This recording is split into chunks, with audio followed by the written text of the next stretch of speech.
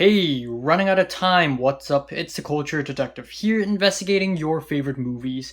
And today is October 24th, and it's Mary's birthday too. So, shout out to Mary. Quick shout out to one of the most interesting figures in the lore, in the detective lore. In fact, the name detective comes from her. So, shout out to her.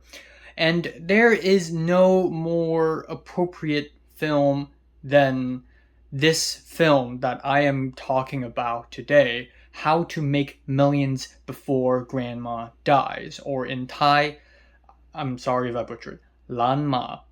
And it is directed by Pat Bunitipat. Because Mary is half Thai, so, I didn't plan this out at all. I just so happened to see this film last night. But also, I would like to make a quick announcement before doing this movie review, and that is I am currently humbly asking, everyone who's seeing this video right now to please check out the Indiegogo campaign linked in description because I am going to need some kind of funding for film festivals when I submit my short film to film festivals. So please, please, please help a brother out. If you have a little time, just check out the campaign. Thank you.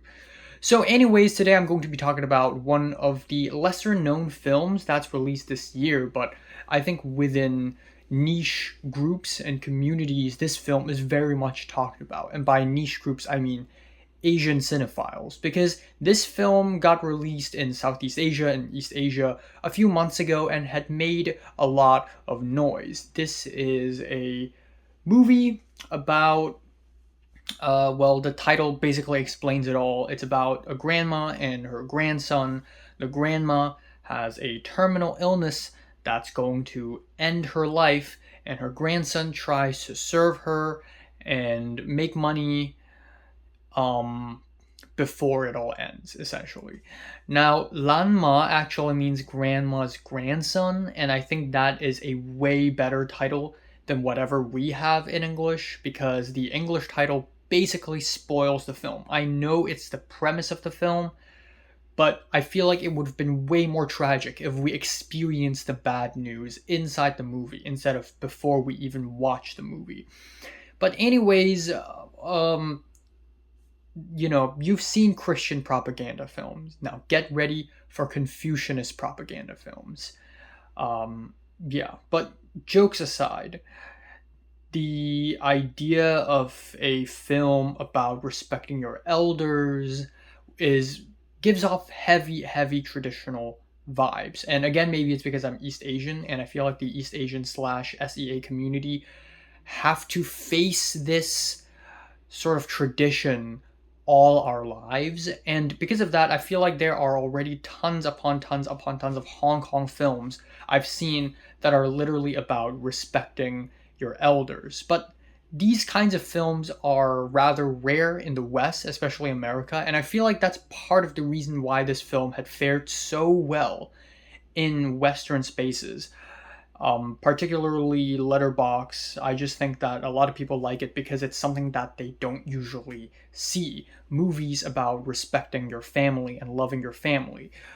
Even though, again, I'm from Hong Kong, and in Hong Kong there are already tons of movies, like Time. Just off the top of my head, a recent film is Time, and another recent film that's also about respecting our elders is In Broad Daylight.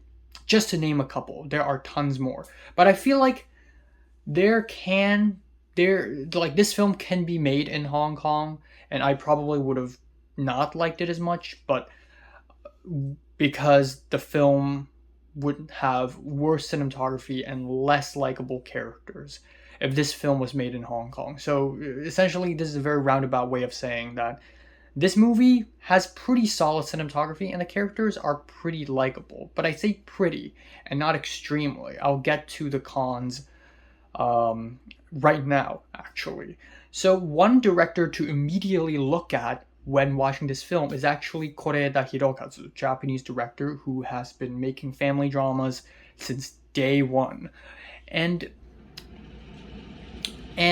of course, comparing this new young filmmaker to Koreeda is like insane, but what makes Koreeda's films so great is that the shots linger on a little more. The camera is so intimate and so personal and so touching that it breaks beyond the conventional film language. And that's something that How to Make Millions Before Grandma Dies doesn't really know how to do.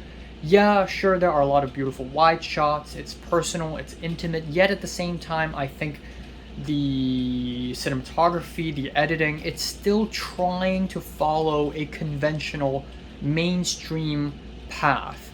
And so it doesn't break the mold. It's not breaking the mold and becoming something more than that. It's not transcending.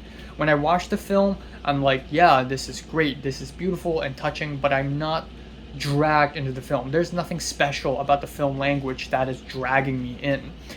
Now, another even better and even more appropriate comparison is actually with Anne Ho's Summer Snow in 1995, a Hong Kong film about a woman in her 40s trying to take care of her father-in-law who has Alzheimer's. And that film, I feel like, is way more effective and way more touching simply because it just has that commitment to the city as well as comedy. It's really funny, it's really lighthearted, but the more lighthearted it is, the more you can feel the sadness seeping in from below. And How to Make Millions Before Grandma Dies is just kind of sad all the way throughout. Of course, there are moments of comedy, but they're very minute all the way. So there's nothing too groundbreaking about the form play and the plot play in this film. It's very much presented as it is.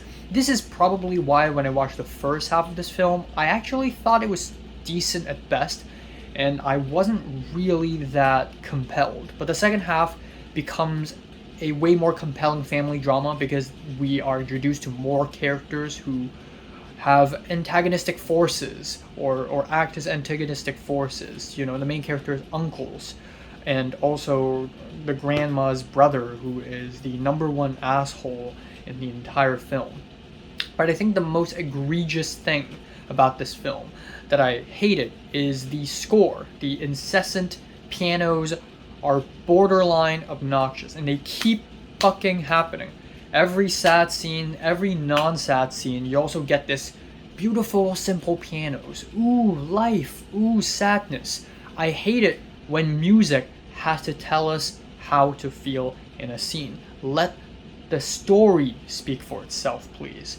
But aside from that, there are definitely a lot of great moments in this film. There's a lot of great banter between the grandma and the grandson, which I really love. A lot of great chemistry between them as well. The grandma in particular is a fantastic actress here. And there are a lot of tearjerkers, especially in the second half of the film. And even though I didn't cry, I have to at least admit that these tearjerkers are very much valid tearjerkers. But even though it's a really good film, don't get me wrong, if you want a good tear-jerking, depressing film about family and especially grandparents, go check out Tokyo Story, please. That's like on a different league. So yeah, I'm giving this new Thai film, How to Make Millions Before Grandma Dies, a decent 8 out of 10. And it's great to see more Thai cinema being represented. More SEA cinema being represented is always a good thing. So thank you for watching. Subscribe if you want more.